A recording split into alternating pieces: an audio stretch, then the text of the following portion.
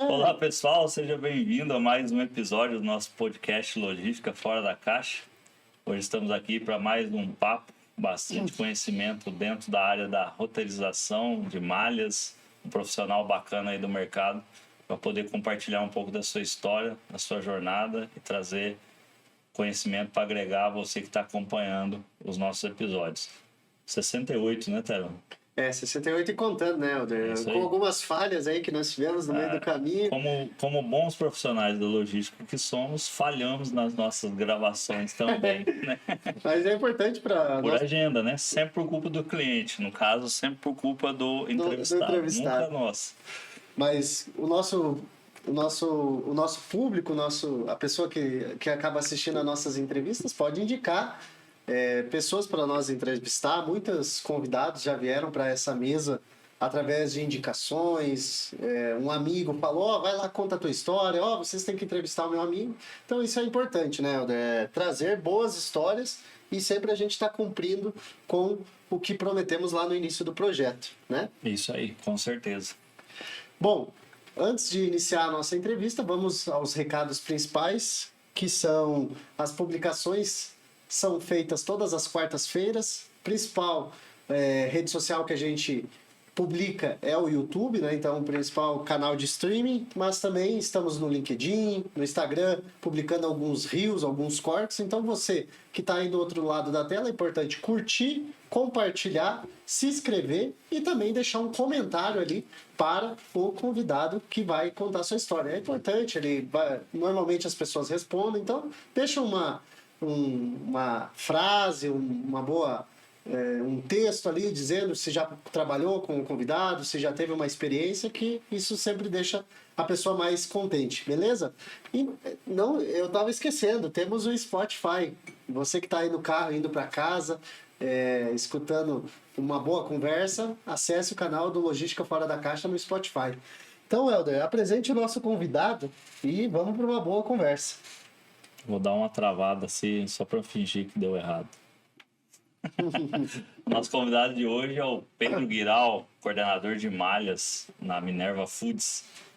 Pedro, obrigado pelo convite. Sei que tu tá vindo de longe, né? Tá vindo do Barretão. Hoje. Né? Tá vindo lá de Barretos. A gente quase teve um inconveniente na nossa gravação de hoje.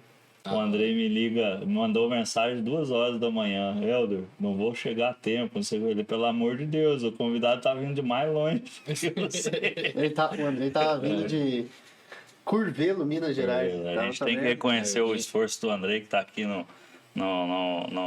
nos bastidores. No bastidor da gravação, né? Mas obrigado pelo apoio, Andrei. Agradecer você pelo esforço, né? Mas, Pedro, obrigado aí pelo convite, ter aceito o convite, ter vindo de bastante longe aí para poder falar com a gente, né? Eu que agradeço aí a oportunidade de poder falar um pouquinho sobre logística. Vi, até vocês falando de convidados, eu vi pessoas que passaram aqui que fizeram parte da minha carreira também. Foi legal. Bem transportador que eu tive contato, então é muito legal aí, eu agradeço o convite. Show de bola, Pedrão. O Pedro eu conheci quando fiz consultoria lá na Minerva, a gente ia discutindo sobre roteirização, 17, gestão de 18, entregas. Por aí, né? Não, essa foi recente, foi 21. 21 depois, 21 ou 22, foi depois da pandemia ali. E a gente sempre vai trocando figurinhas, né? A partir do momento que tu conhece um profissional, eu geralmente salvo o nome, a especialidade e a cidade. Nunca mais tu perde, sempre vai surgir uma necessidade. Né? Gostei dessa ideia aí. É isso aí. O BlaBlaCar que eu diga, né? Pedrão, a gente tem a ideia, né, de contar as histórias, as experiências dos profissionais, e você tem uma história legal dentro da Minerva aí como um profissional. E as pessoas, às vezes, elas estão convivendo contigo, tratam ali o Pedro profissional, cuida de várias áreas ali de atuação, mas não sabem quem é o Pedro, né? Quem é o Pedro? Eu, por exemplo, não sabia que tu era de São Paulo. Achei que tu era peão lá de Barretos. Aqui eu mudei novo. Saí Eu saí de São Paulo com 18 anos, então eu fui fazer faculdade em Araraquara, e aí você vai adequando, vai pegando o ar, porta, e acaba indo. Hoje nem parece mais Paulista. que eu sou paulista. Tu é natural daqui de São Paulo? São Paulo, São Paulo. Nascido e criado ali no fundão da Zona Sul, Vila Prel. Saí daqui, igual eu falei, com 18 anos. Voltei, mas voltei pelo Minerva durante quase um ano, mas depois disso daí, agora tô interior, aí já a outra metade da vida pelo interior, Barretos, Araraquara, eu andei pelas duas cidades. Legal. E quando que tu começou na Minerva? Como que foi a tua trajetória? Antes tu trabalhou em outro lugar? Como é que foi? Logística, assim, minha experiência começou, então você vai para faculdade, aí todo mundo vai para faculdade tem que aprender a se virar. Então eu fazia faculdade, chegou no último ano de faculdade, ali eu trabalhava de garçom para poder conseguir fazer as coisas, assim, pagar a conta, tomar uma cerveja, sair com os amigos, e aí você ficava nessa daí, mas precisava de alguma coisa fixa, tudo. E aí um amigo meu, morava em República na época, né? Um amigo meu... Isso aqui em São Paulo? Não, já lá em Araraquara. Lá em Araraquara. Aí um amigo meu falou assim, ele conhecia uma pessoa do Minerva e falou, estão precisando de uma pessoa lá para começar. Não sabia nada. Aí sabia que era um 3/4. O que era um caminhão? Nada, só sabia o que era carreta e nem sabia que tinha mais que um tipo de carreta. Tem uma galera que não sabe no que é pallet até hoje. E apareci lá, fiz a entrevista, falei, tenho vontade de aprender. Conhecer eu não conheço. E o celular tocou, pode vir começar aqui segunda-feira? E aí eu comecei, hoje você vê, sistema para tudo que é lado. Eu era o carinha da pranchetinha. Que ano foi isso? 2012. 2012. Eu ficava com a prancheta no rádio. Chegou o 6022, chegou. E aí, daí você começa a decorar a placa, começa a fazer as coisas. Ficava lá batendo pátio. E aí, assim, iniciei dentro. Aí comecei a aprender o que era tipologia de caminhão. O básico do básico mesmo, aprendi. A literatura, né? Que era o principal. E aí, tem mais que um tipo de carreta. Um toco, aí você vai começando a ver, era muito novo, né, assim, nunca tinha tido, hoje pra você ter uma ideia, meu único registro em carteira no Minerva. Legal, quantos anos você tá lá já? Vou 13 anos e meio. 13 anos. 13 anos Caraca. e meio, Acompanhou toda a trajetória, todo o crescimento, toda essa movimentação, tu participa. Participei, e é bem gratificante ver tudo isso que a empresa está se tornando, né? E a gente vê que vai cada vez mais longe. E aí, como é que foi essa trajetória desses 13 anos, né? Eu imagino que ela teve muitas fases. Diversas fases, né? Aí você começa, depois que acabava ali de bater o pátio, aquela loucura ali, 6, 7 horas, os caminhões chegando, ia pro escritório e aí começava um processo, e aí você vê hoje, o cara vai roteirizar, parâmetro, janela, tudo isso daí. A gente era na folha, imprimia a folha, e isso daí deu uma bagagem muito boa. Você começa a decorar, hoje estado de São Paulo, ali onde a gente fazia norte de Paraná, você sabe tudo de cabeça, cidades, sequenciamento, porque você tinha que fazer isso meio que de cabeça. Analógico, né? O analógico ele ajuda a tu entender melhor o processo. Totalmente. Aí fui ganhando essa experiência ali, e aí eu fui grudando no pessoal, entendendo como é que era a empresa. E aí, com um pouquinho de tempo, eu comecei a arriscar ali. Deixa que eu faço essa carga. Pode deixar que eu dou uma olhada nisso. E aí eu fui começando a aprender. E aí, não tinha 6 meses, já estava roteirizando. E aí, desse jeito, bem no analógico mesmo. Papel. Eu sei que Barretos, é Colina, é Bebedouro. Você começa a juntar as regiões. Todas as regiões de cabeça ali, você vai juntando. E até hoje isso aí fica a base fica, né? Então, sei Estado de São Paulo tá inteirinho na cabeça, né? Você vai desenhando tudo já de cabeça. Você ficou com tudo isso na cabeça, né? Mas em que momento que você entendeu que a digitalização disso fazia sentido?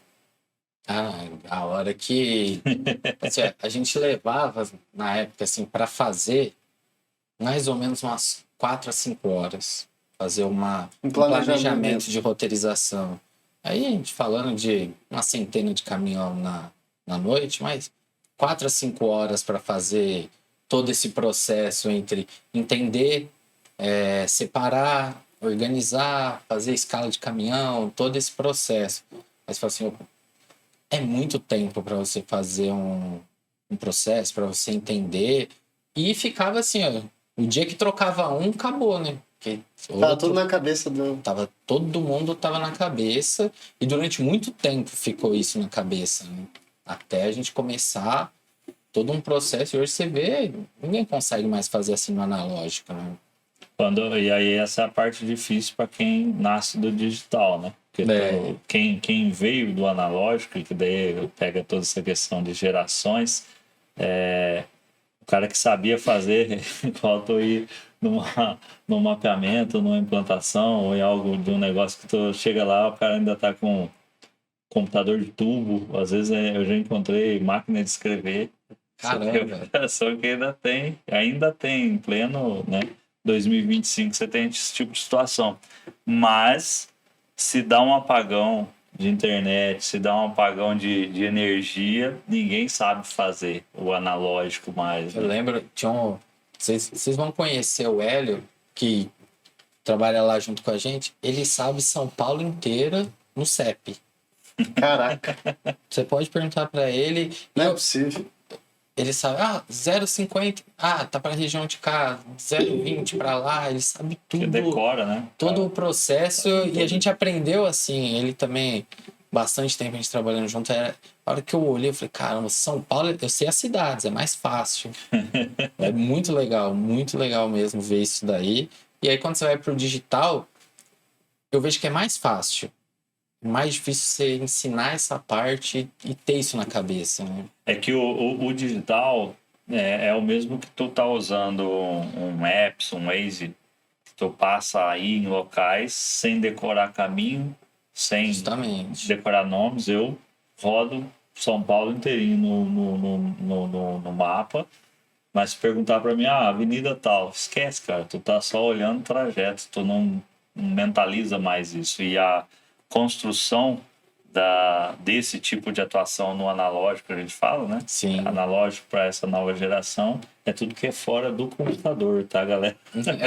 Existe uma geração que trabalhou com papel, com CEP. Né? Eu lembro meu pai, ele era no guia 4 rodas, né? Vamos para onde? Ele ia lá procurar para... Eu trabalhei de motorista courier na Varig Log, extinta Varig Log.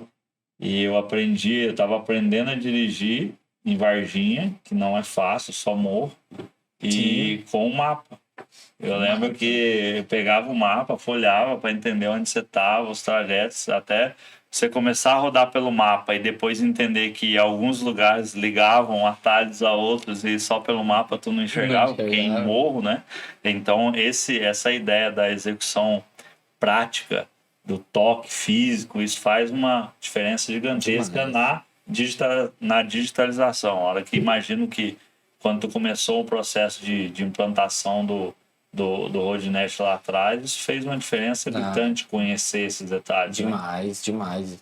Você tinha a base, né? Independente de não conhecer esse sistema, a base você tinha e aí ficava muito mais fácil de você levar, entender, saber se está certo, se está errado. Aí isso ajudou demais. Eu vejo a diferença que isso faz quando a gente plota os pedidos no mapa, que o cara que está roteirizando, ele olha, não, aqui não. E tu olha o mapa, tu pensa, tudo perto, mas aqui não dá. Só pelo ponto ali já sabe que aquilo é crítico, que o cara tá vendo aquilo dia sim, dia não. Tem rota que é todos os dias, né? Grade aberta ou grade fechada, enfim. O cara, só de olhar, você olha, você fala, não, isso aqui cabe no carro. Cabe não, esse não vai dar, porque esse é tal lugar. Esse daí é a ideia da Expertise. prática, né? Isso aí. Mas como que foi essa construção da carreira no sentido de cargos, funções, atribuições, né? 13 anos, você deve ter recebido algumas promoçõezinhas. Graças a Deus. As coisas foram acontecendo, né? Então, depois que eu comecei a aprender a roteirizar, comecei a aprender o que era logística mesmo. E fiquei um tempo na roteirização. Hoje você vê em todos os lugares muito mais difundida essa questão de hierarquia. Os degraus eram menores. E aí, assim, eu saí ali de roteirizador para supervisor em menos de 3 anos de empresa. E aí E ali que foi o negócio, assim, você fala assim, novo, você vira supervisor, você fala assim, eu entendo tudo. E aí foi onde você viu que eu percebi a maior dificuldade da carreira ali. Foi esse primeiro baque ali, tinha 25 anos na época, cuidava, se você juntar entre motoristas, ajudantes e time ali, eu tinha mais ou menos umas 140, 150 pessoas que respondiam para mim. Então foi aquele negócio assim que você fala assim, opa. E ali acho que foi o momento que eu mais errei e mais aprendi. Em todo o processo. O que você acha? Você achava que sabia tudo, e aí você acaba errando algumas coisas. E ali onde foi mais eu me desenvolvi dentro de um processo de me formar e saber ali, ó, é aqui que eu quero ficar, porque não é fácil. Vocês trabalham com logística. A gente estava conversando um pouquinho antes aqui. Das dificuldades, né? Das dificuldades. E cada vez vai piorando. E o que você está dizendo é que você sai de um lado técnico e precisa de um lado humano, de relacionamento, de entender o problema daquele que tem que te entregar o resultado, né? Isso aí muda totalmente. Muda a cabeça, muda o jeito de fazer e leva um tempo. Eu vinha, quando eu estava na roteirização, gostava, mas eu queria mais. E eu pedi essa oportunidade, eu lembro até hoje, falava assim para mim, ó, você não está preparado ainda. Mas você vai ir, não adianta reclamar, que é difícil, hein? E aí, quando eu começar a levantar a mão, ele falava assim, ó, você lembra, né? Você lembra que eu te avisei que não ia ser fácil. Já ouvi de alguns cuidados com o que você pede. Glória a Deus atende. E atendeu. Mas... E foi indo assim, não tenho nada do que reclamar com relação tanto a oportunidades, as coisas acontecendo. E aí eu ficava lá em Araraquara, né, e recebi uma oportunidade para cuidar do estado inteiro de São Paulo. E aí eu comecei a ficar Araraquara e São Paulo, cuidando das 2 unidades. Aí já vai na época lá, eu carregava uns 150, 170 caminhões. Então era uma operação bem grande dentro do processo. E fiquei por um tempo cuidando das 2 unidades. E aí depois eu recebi um desafio para ficar, quando o Rodinete veio mesmo para dentro da empresa, ficar só com roteirização. Focou só em roteirização. Aí só em roteirização, aí Brasil inteiro. Então, fiquei com roteirização e transporte. Então, fazia tanto planejamento quanto execução. Fiquei durante um tempo com isso daí. E aí a empresa mudou um formato de operação e eu recebi convite para voltar para Araraquara e tomar conta da operação de transporte. E aí eu já não estive mais focado 100% em roteirização. E aí quando você estava lá prestando consultoria, foi quando eu recebi uma outra oportunidade de aí ir cuidar de malhas mesmo. A gente fazia alguns processos, mas nunca tão forte mesmo. Estudado, buscar diretriz, estudar mesmo o que é a malha, o que eu posso fazer. Porque para mim era, eu preciso entregar, eu preciso cumprir com tudo. Então para mim esse canhoto assinado era o que a gente precisava lá. E aí que eu vim mesmo, aí falou assim, ó, agora é muito técnico mesmo. E aí foi onde você começa a ver a diferença, você vai para uma parte de trás, né, do bastidor. Isso é legal, isso até a gente costuma fazer alguns paradoxos de comparação, né? Você trabalhou na operação, de fato, Sim, trabalhou com o analógico, com o digital, trabalhou em projetos, trabalhou planejando. Qual é o mais difícil na tua visão? mais difícil, gestão de pessoas, de tudo isso. Tudo isso, gerir pessoas. Gerir pessoas. E não é porque é que é tudo muito diferente. Não tem uma receita. Sim. Você vai estudar como construir uma malha, como abrir um CD. Você tem uma cartilha, muda-se algumas coisas, muda-se. Mas existe uma espinha dorsal que você... padrão, né? Agora, pessoas não. Às vezes o cara tá de cara fechada, tu imagina que ele tá mal e tá feliz. É ele no final daquele jeito. E até quem tá gerindo mesmo. Um dia que você não tá bem, um dia que você vai errar, um dia que, putz, aqui não foi legal. E esse eu acho que é o mais difícil, e tá cada vez mais difícil achar pessoas que querem fazer isso. Sim. Porque chega um momento que tu pensa assim, ser técnico, se tornar especialista de um assunto, ser consultado, mentorar, instruir. Tá no dia bom. Isso é legal de fazer, mas você falou assim, ó, vem cuidar. Fulano não veio trabalhar hoje. Hoje acordou com dor de cabeça e não vai. Vai falar, meu Deus, aí de fato pesa, né? É o mais gratificante também. Sim, quando tu vê aquilo a coisa acontecendo, construindo, né? Evoluindo, mudando. A pessoa conseguindo se desenvolver. É o mais gratificante, é o que você leva, né? De tudo isso. Ô Pedro, nessa trajetória, né? Houve toda uma expansão e tu foi para outros países, né? Como é que é essa experiência de lidar com malha, com roteirização, um ambiente tão desconhecido da tua cultura? Fisicamente eu tive no Chile, né? E tive projetos que trabalharam no Paraguai, na Argentina. Cada um é diferente um do outro. E não só dentro dos países, até aqui dentro do Brasil. O Brasil é muito grande. Então, cada um deles, a gente sentia que a gente nunca pode chegar achando que sabe, impondo que sabe. A gente vem com os dois pés no peito. Impossível. Tem que ter uma conversa, tem que ter uma estratégia. Tem que ter, e você precisa tentar entender o que está acontecendo. Se chegar a impor, você está fadado a não conseguir alcançar. A não conseguir. É muito diferente, assim, você acompanhar como são as coisas em outros países, e até mesmo dentro do Brasil você vê isso daí. É diferente o jeito, quando a gente foi fazer um projeto no Nordeste, do Sul, você sente que cada um tem um jeito e uma cultura de trabalhar, e você nunca pode desprezar isso em qualquer coisa que você for fazer em outros locais.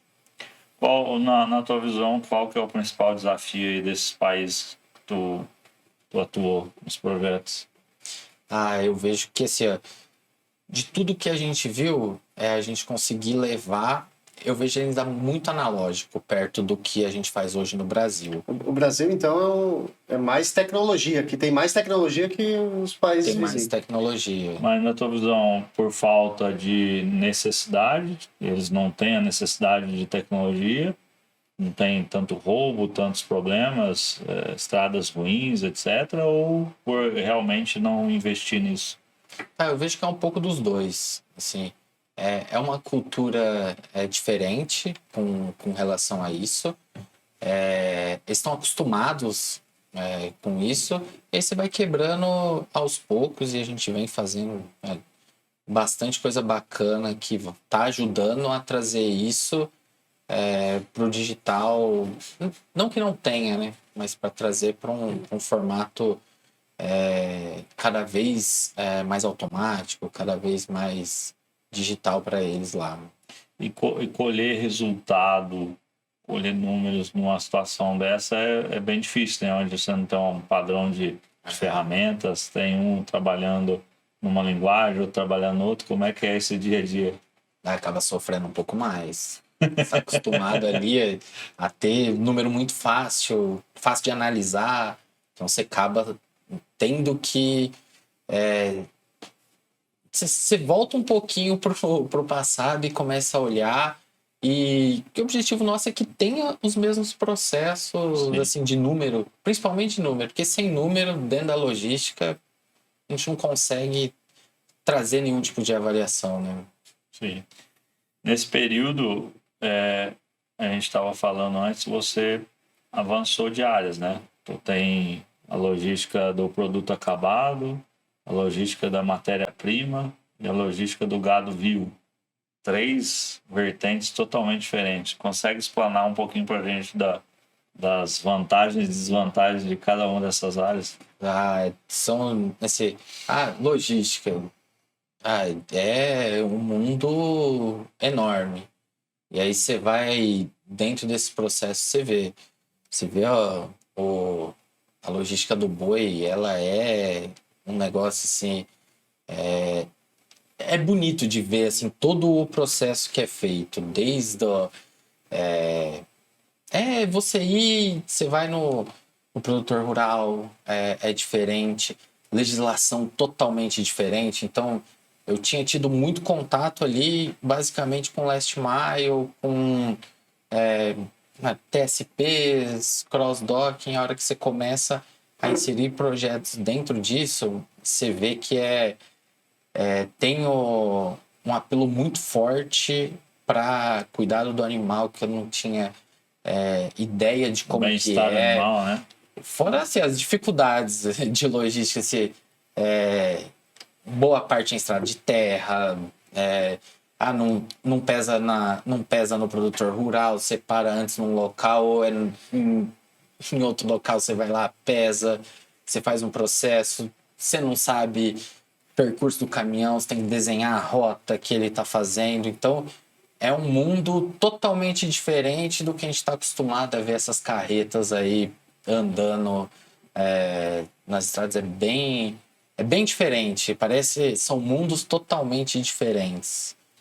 Fazendo um adendo nesse ponto, né? Até para quem está assistindo e tem a dúvida, você roteirizar uma malha logística na cidade, onde você tem sinal de celular, você tem GPRS, tem GPS, tem tudo funcionando bonitinho, tem a rota, às vezes você só tem um ponto, uma coordenada que dá um desvio, pouca coisa.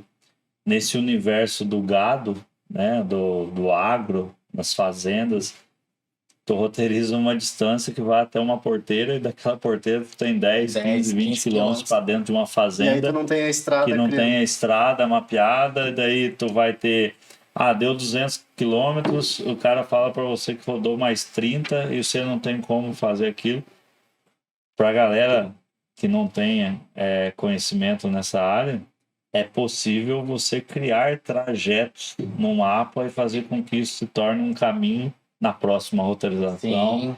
Trazer informação do rastreador, usar como referência em trajetos de estrada de terra, dizer se aquilo tem porteira, se tem mata-burro, se cabe 2 caminhões, a velocidade de 20, de 10, né? Isso tudo é parâmetro que tu consegue implementar dentro de ferramentas para facilitar aí o dia a dia, né? Tu já acompanhou alguma rota dessa? De ir fazer o trajeto? Não, mas tenho vontade. Que existem projetos para esse tipo de situação, né? Tu botar, na cidade tu coloca um analista de rota.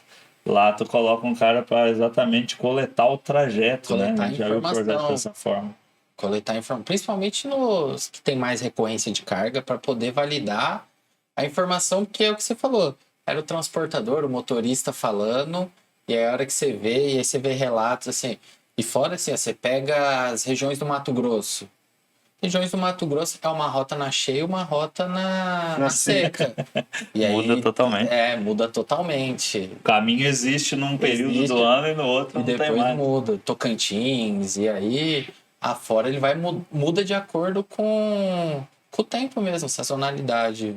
Pegando um pouco um gancho do que o Helder falou de tecnologias de rastreamento, O que tu acha que uma tecnologia de rastreamento pode ajudar para quem trabalha com transporte de gado? Quais os benefícios assim que tu vê?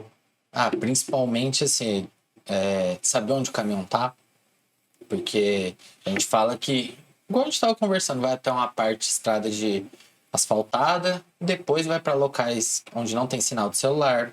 Você não consegue saber Aonde ele tá? se ele tá indo coletar o boi, se acontecer alguma coisa. Então, esse é um dos pontos. E o segundo ponto que a gente estava falando é você ser justo. Você vai pagar para o transportador o que ele tá rodando mesmo. Porque isso acontece direto. Você vai na porteira, mas você tem 2, 3 locais de coleta de gado dentro de uma fazenda e você roda 10, 15, 20 quilômetros dentro de uma fazenda. Então, acho que auxilia tanto o embarcador quanto o transportador. Já, para mim, já começa a virar uma necessidade dentro da operação. Que é o que a gente falou. O Helder estava comentando, a gente falando um pouquinho antes, as legislações do boi, o BEA, é muito forte. Eles batem O pesado. bem-estar animal. E o rastreador vai ajudar. A condução. Frenagem, velocidade. Estou falando que a telemetria é importante, é mais importante talvez no gado do que propriamente no produto acabado. Porque são objetivos diferentes, né? Todo esse processo de telemetria, você consegue instruir o motorista a como conduzir o veículo e entender o que está acontecendo. É muito importante isso dentro do processo. Dentro desse contexto de roteirização, de rastreamento, enfim, você passa a ter de fato, o custo real, né? Que influencia realmente lá no resultado final de não ter algo por amostragem, né? Porque hoje, teoricamente, quando você pega algo nesse tipo de operação, você trabalha com uma dispersão muito grande. Sim. Às vezes de forma injusta, negativamente pro transportador, motorista, e também para o embarcador, né? Fora o trabalho, né? Você tem uma pessoa analisando para ver se é aquilo, gerando, autorizando, dispersão. Abre margem para erros gigantescos, né? E o perfil de motoristas desse tipo de operação também é totalmente diferente, né? Não, é totalmente diferente. Perfil de frota, perfil do transportador é outro universo. Não, muda bastante mesmo, assim. E é o que a gente estava falando, é a cultura. O motorista, ele vai mudando de região para região e o do boi também é diferente. É bem bacana se acompanhar tudo isso e ver que cada segmento é diferente dentro do processo da logística. Nesse período, né, essas experiências, qual foi o projeto mais desafiador para ti?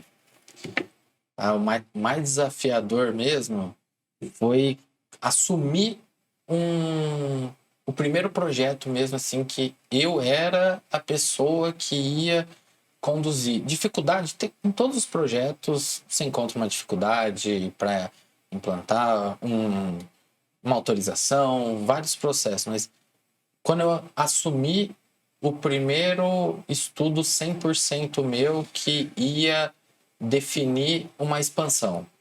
Então, ali que você vê assim que, opa, o que eu tô fazendo tá mudando o jogo.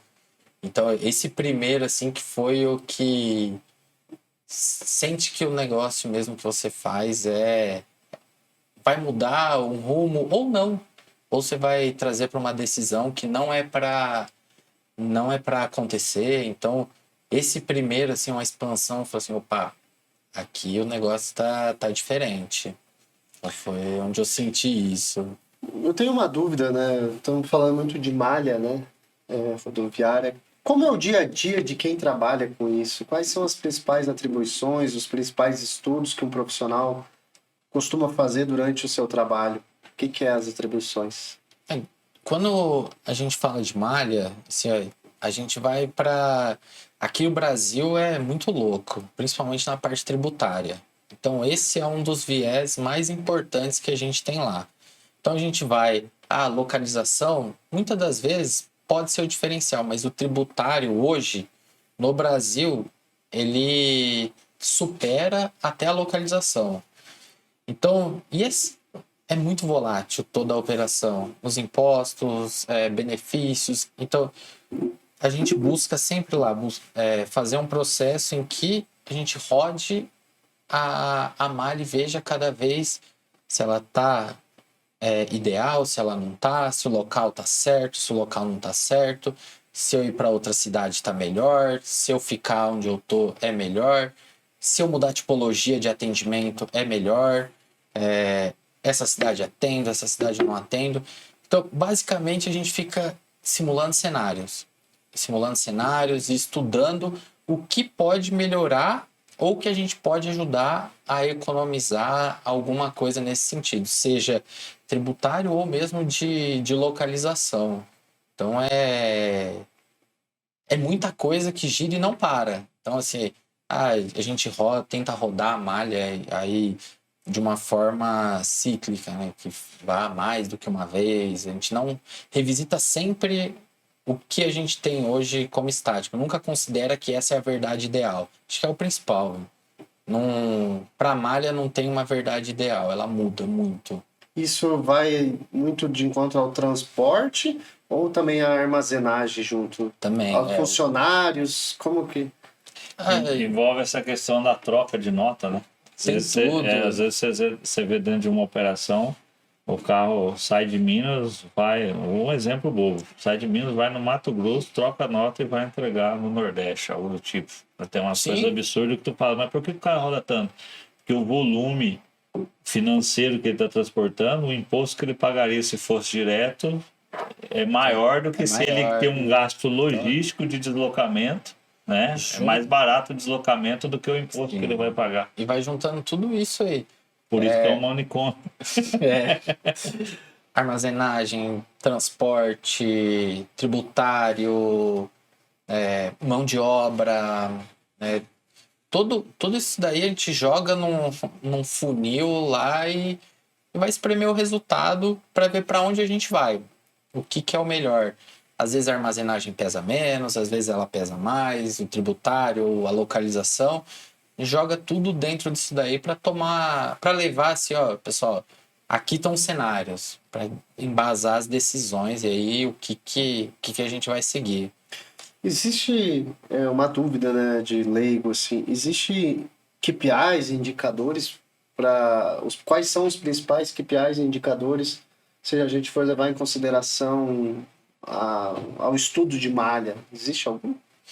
A gente faz processos de aderência à malha. Então, assim, o quanto eu estou atendendo meu cliente ou eu estou transferindo a minha mercadoria no melhor cenário possível. Então, o quanto que eu estou aderindo a isso.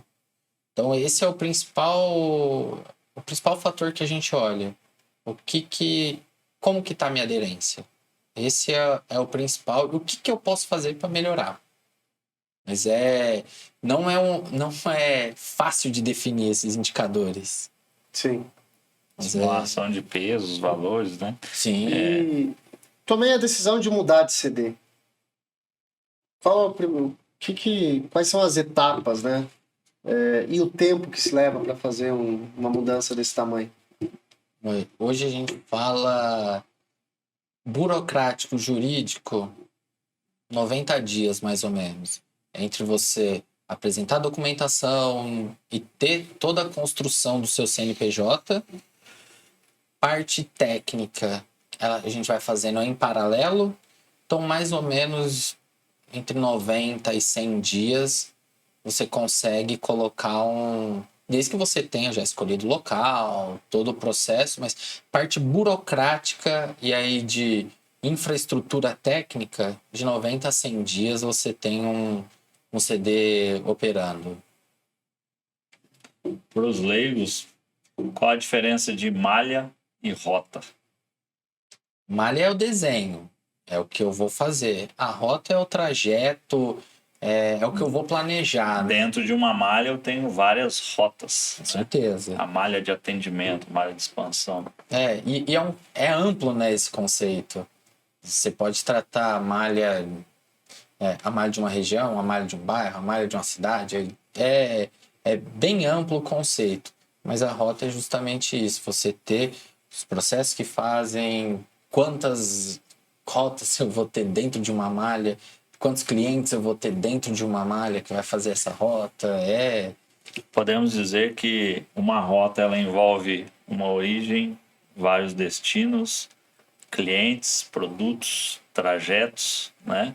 Quilômetros, e uma malha, ela além de toda essa área de atuação das rotas, ela envolve o fiscal, o tributário, as triangulações, transações, localizações de origens, de destinos, enfim, né? Sim, e esse é um processo assim. Eu não conheço fiscal. Você vai aprendendo todo dia e é assim. É difícil. Aqui. Quem convive com quem trabalha no fiscal é crítico. Não, é um processo. O Brasil é muito doido. Traduzindo um pouco o que o Pedro está falando, é assim, ó, imagina, tu tá fazendo uma entrega e o cliente simplesmente fala, não quero receber. Qual que é o conceito que a gente treina? Motorista, tu tem que identificar uma máscara ali de poucos motivos, ele tem que reduzir aquilo na interpretação dele e te acionar via aplicativo para que você tome a decisão. O cara da torre, por outro lado, ele precisa interpretar aquilo e falar, olha, isso vai ser devolução, isso vai ser reentrega com base na grade, não sei o quê. É um estudo basicamente logístico. Quando isso se conclui, isso cai no fiscal, aí a interpretação daquele que está recebendo a nota, cara, é alucinante, porque daí se ele concorda com aquilo impacta de fato na devolução, porque entrou no RP, não faturou, enfim, mas pode ser cancelado. Se for em 24 horas, pode ser cancelado direto, não vira uma devolução porque você trocou uma nota. Aí, de repente, pode ter um cancelamento extemporâneo porque passou das 24 horas e isso, cara, é uma doideira. E aí, no Rio é de um jeito, em São Paulo você pode fazer de um jeito. Realmente é um manicômio. Você manda uma carne para São Paulo, você olha lá 12%. Não, mas reduz 41%, que a taxa é 7%. Se você mandar para o Rio, o mesmo produto é o outro percentual. Você vai mandar para Minas, você tem um benefício em Minas, aí ele é X, aí você manda para Mato... E você ter esse conhecimento inteiro, por isso que a gente... É um dos fatores principais do tributário hoje. E a construção de uma malha envolve todos esses setores. Com certeza. A malha, fala a coordenação de uma malha logística. Ela envolve todos os pontos da empresa para poder definir se aquilo. Não é meramente jogar um cliente lá em tal lugar, simular a distância, o custo. Envolve muito mais que isso. Tailan comentando, quanto tempo leva um CD? Isso parte burocrática. A gente chega a envolver quase 20 setores dentro da empresa para ter todo esse processo, desde fiscal, vai a própria logística, suprimentos, qualidade, TI, aí TI se divide em infraestrutura, você vai fazendo, isso daí se abrange assim, boa parte da empresa e muitos setores. Isso ajuda pra caramba, você começa a ter um conhecimento muito mais amplo de todo o processo, é muito bom. E se destaca como profissional, né? Isso é legal porque quando você envolve pessoas de outras áreas, às vezes eles são tão focados naquilo que é a especialidade que eles não têm noção das particularidades dos outros processos, né? Daí você começa a falar, você se destaca como profissional, o cara entende de determinado assunto, daí eles sempre querem que você participe, se envolva. É bacana, é difícil, mas é bacana, é muito legal. O comercial também participa ativamente de uma definição de malha? Ele tem... Participa. Porque, querendo ou não, você tem o custo de uma entrega, tem aquelas entregas mais longe e um pedido do mínimo. Como que... Aí talvez, né, imagino que seja definido se de fato faz sentido aquele cliente. Tipo, quando você pega algumas operações, você às vezes não entende por que o embarcador não vende para determinado cliente. O cara é um distribuidor, por que que ele não atende rede? Porque, né, tudo tem um porquê que foi estudado, né, Não, baseado nas dificuldades.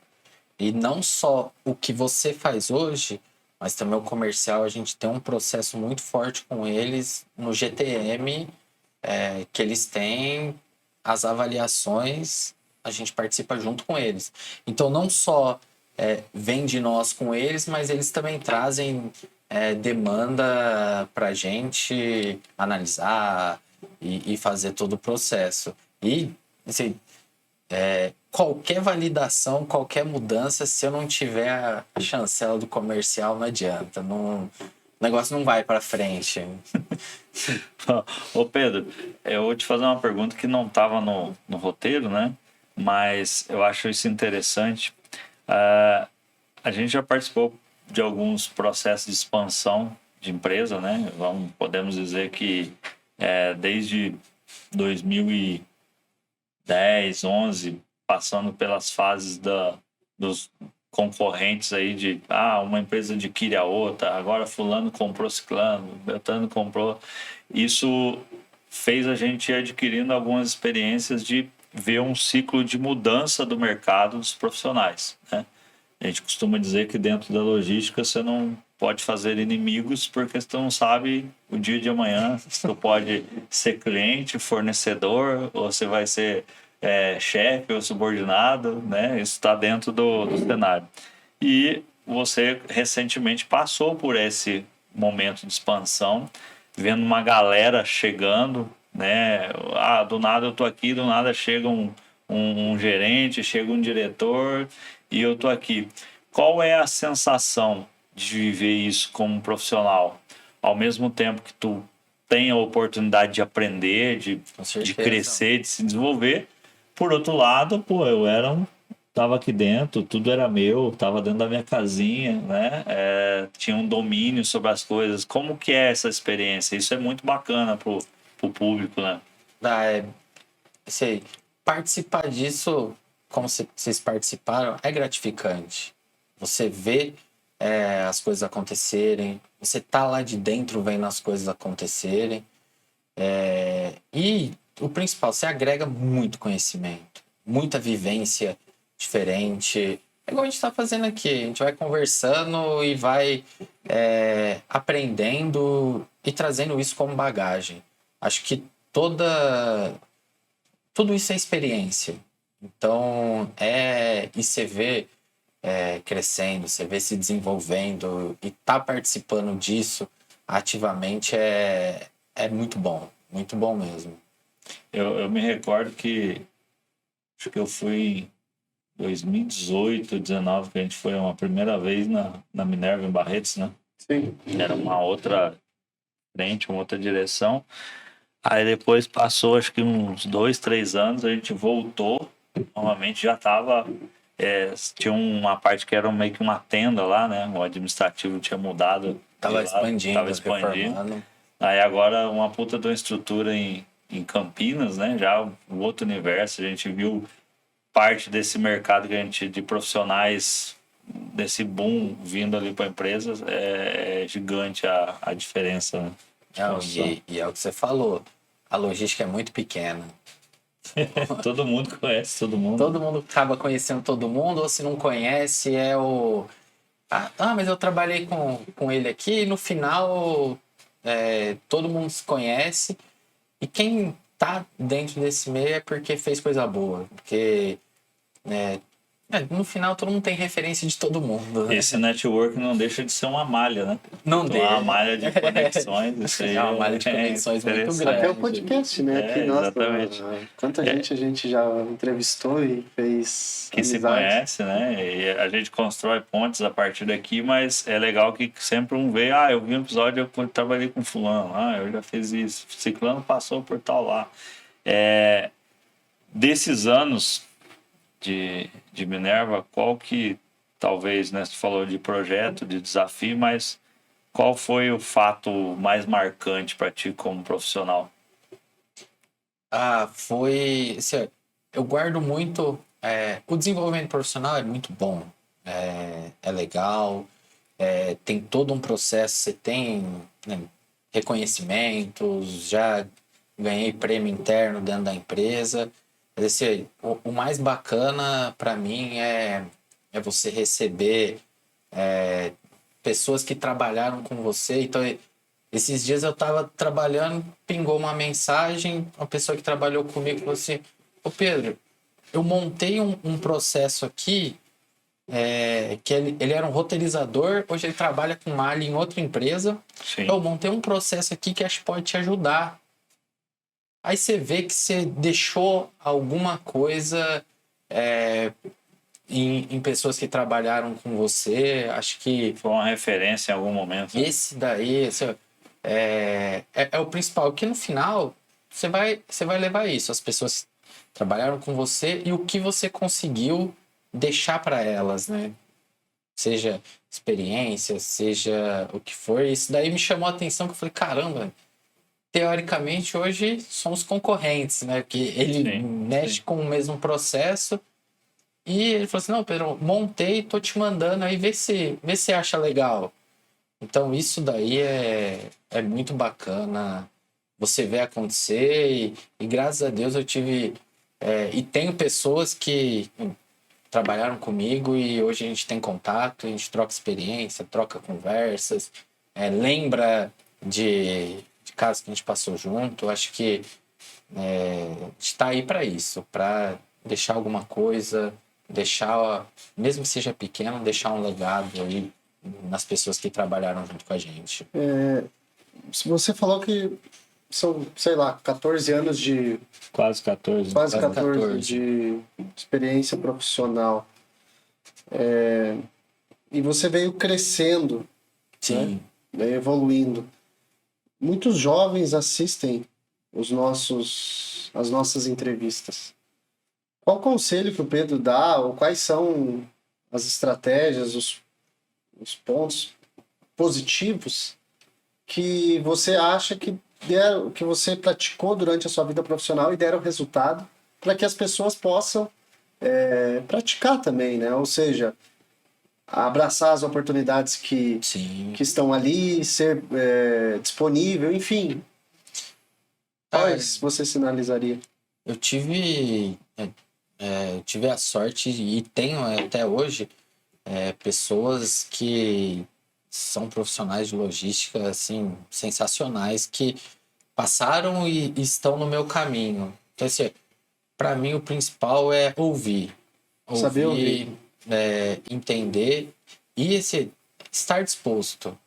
Porque quem quer crescer em logística não é fácil. Não é fácil, você vai ter... O que mais tem é problema. O dia todo resolvendo o problema. E é o principal, você saber ouvir e resolver problema. A logística é isso para mim, assim, ó.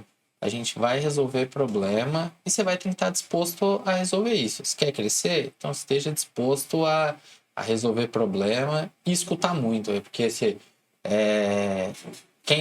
já teve gente que trilhou esse caminho que a gente está trilhando e você nunca sabe tudo. Você vai aprendendo todo dia, seja com quem é seu líder, com quem é seu liderado. Você tira um pouquinho de tudo, desde a pessoa que está entregando uma caixa, de um gerente, de um diretor, do motorista, tudo tem um aprendizado. Eu acho que você conseguir agregar tudo isso é o melhor que tem, aí você vai se formando um profissional. Né? Um sintoma de quando você está vivendo problemas operacionais, você ser um careca e tá crescendo cabelo. Isso, de fato, não tá tendo tempo nem. Faz parte. Ô Pedro, dentro dessa trajetória, né, quem foram as referências pessoais, profissionais para você? Você passou por bastante profissional em 13 anos, né? Assim, acho que o principal, se você não tiver um aporte da sua família, falando de pessoal, é o principal, porque seu telefone vai tocar fora de horário, vai ter o final de semana e que vai tocar, você vai ter que resolver um problema, você vai ter que entrar. Então, pessoalmente, esse aporte de família, de esposa, pai. Se você não tiver, é muito difícil você seguir firme dentro da logística. E aí você fala assim, ó, o Bruno teve aqui, aí é um profissional exemplar, é uma das referências. Você conhece Fábio, Adriano, comecei lá, quem me contratou na época lá, o Rodrigo, hoje está dentro do Minerva também. Então, tem diversos Matheus, é até injusto você começar a falar. Não se esquece, né? Que é muita gente. Chega lá, tem uma galera esperando na porta. Não falou meu nome lá? E se essas pessoas ajudaram a trilhar e deram oportunidades dentro de todo o processo. E fora assim, passa inúmeras pessoas assim que a gente acaba lembrando muito de líderes, né? Mas os colegas de trabalho ali, os pares que você acaba liderando tem uma importância muito grande em toda a trajetória, né? Você leva um pouquinho de cada um. Muito legal que tu falou, a gente nunca ouviu isso. A gente sempre fala das referências. As pessoas sempre têm os mentores, o cara que liderou, sim, mas às vezes realmente tu esquece de citar aqui. Às vezes o teu par, o teu colega de trabalho ou o teu liderado é alguém que te ensinou e que às vezes só o fato de você ter paciência com ele, tu já tá aprendendo, sim, bastante. Não, né? E é uma verdade, velho. É isso aí. Eu vi ali que você falou de liderado e, na tua opinião, o que um bom gestor, quais são as práticas de um bom gestor para ele conseguir extrair da equipe resultado, né? O que tu sinaliza? Você tem que entender, tem que entender quem trabalha com você. E a partir disso,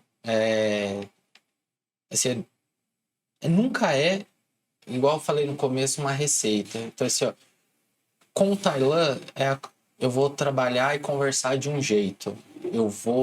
Eu sei quais são as habilidades do Tailan. Então, eu preciso conhecer minha equipe. Com o Elder, é diferente. Ele tem uma outra habilidade, ele tem um outro jeito de entender. Então, assim, para mim, eu preciso conhecer minha equipe. Conhecendo minha equipe, eu vou saber se o Tailan gosta de trabalhar quieto, se ele gosta de conversar. Ele precisa conversar, ele sabe a resposta, mas ele precisa discutir uma ideia. Então, entender o perfil da minha equipe. Entendendo o perfil da minha equipe, eu consigo direcionar, seja um cara que eu preciso ficar cobrando, ou não. Esse aqui eu deixo um pouco mais solto. E aí, tendo bastante conversa, assim, a gente fala assim, existem os feedbacks formais, todo o processo, mas acho que o que mais vale ali é a conversa do dia a dia e estar próximo à equipe. Resumindo, na sua visão, passando por todas essas áreas na parte de malha, de roteirização, qual é o principal desafio da roteirização? São vários. É você conseguir fazer o seu planejamento ser executado. Acho que é o principal. Conseguir fazer com que a ideia do computador ela funcione na rua.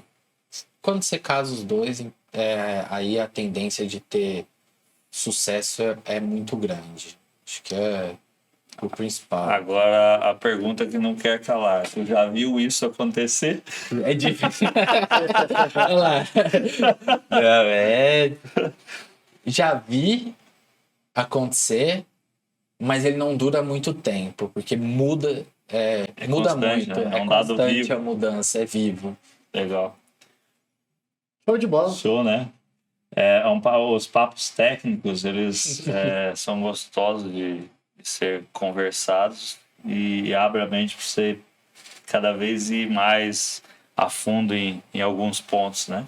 Mas como é de praxe, nossos papos duram 1 hora e pouquinho, e você não demais. percebeu ainda, mas já faz. Já faz? 1 hora. Eu tava assim, eu falei, rapaz, vou falar 20 minutos, 30 minutos, não vou mais saber o que conversar. Não, mas é legal. Não passa, porque tem assunto, né? Um assunto vai instigando o outro. Aí é legal. E a gente eu acho legal a trajetória de pessoas que constroem a carreira em um lugar só. Porque ela demonstra bastante resiliência em entender e saber esperar o tempo de cada coisa. Tu fez uma observação legal aqui, que é de entender que às vezes as coisas vêm muito rápido e tu não tá apto. Né? Sim. O profissional de hoje, a molecada mais recente, você liderar pessoas de gerações diferentes, realmente eles confundem muito a ideia do salário, do ganho, com a capacidade, o cargo. Existe né, o Jair que fala, né? Tem uma fase da vida que tu quer dinheiro, uma fase da vida que tu quer cargo, Status. outra tu quer o status, aí são fases. E isso hoje está meio que misturado, que a galera quer dinheiro, quer fazer menos e não se entrega. E parte das perguntas, elas vêm exatamente para entender esse lance de viver dentro de um local e se desenvolver ali dentro, enxergar o passado, ter uma visão de futuro, né? Todos esses profissionais chegando. Muito bacana a trajetória aí. Eu que agradeço.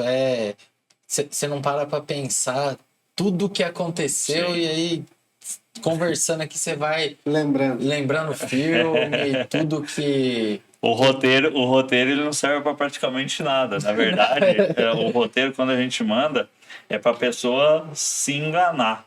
Né? Ela achar que ela sabe o que ela vai falar aqui, mas na verdade a conversa ela se desenrola de uma maneira que a gente tenta extrair uma essência de fato fora da caixa, porque se for dentro da caixa tu ia seguir aquele roteiro. Dificilmente a gente segue, né? E as perguntas elas saem, opa, tá tendo uma movimentação estranha. Eu tô mexendo isso toda hora, eu achei que era você que tava mexendo. Mas é isso aí. Pedro, cara, obrigado aí pelo papo. Espero que a gente possa, em oportunidades, trocar conhecimento aí em relação a essa área.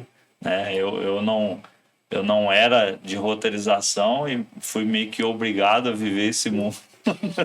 E isso é gratificante. Realmente, algumas vezes dá certo. e quando não dá certo é culpa do cliente, é culpa do comercial, nunca é culpa da logística, né? Mas é isso aí, cara. Show de bola, Pedro. Obrigado aí pela tua história.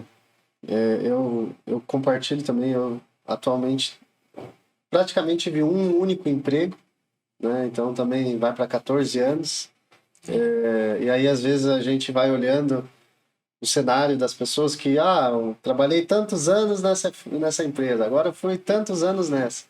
E a gente que trabalha numa única empresa por muito tempo também tem os seus lados bons e de você construir uma carreira, mas também às vezes tem a curiosidade de outras empresas, né? Eu imagino que tu também já pensou, pois é, se eu tivesse participado de outra empresa, o que teria agregado e o que eu teria deixado de aprender aqui, né? E eu acho que não existe o certo ou o errado. Não. Existe que tu tem a tua vida para trilhar e você cria uma estratégia nela ali, né? Isso é importante, não ficar parado. Seja dentro de uma empresa, seja em mais do que uma, é você ir buscando conhecimento. Então, por isso, se eu ter a sorte de ter passado por vários setores e hoje, dentro de Malha, poder olhar tudo vamos dizer assim, tudo de logística é o que vai agregando conhecimento. É muito bom, mano. Show de bola. Valeu, Pedro. Obrigado. Eu que agradeço. Até a próxima oportunidade.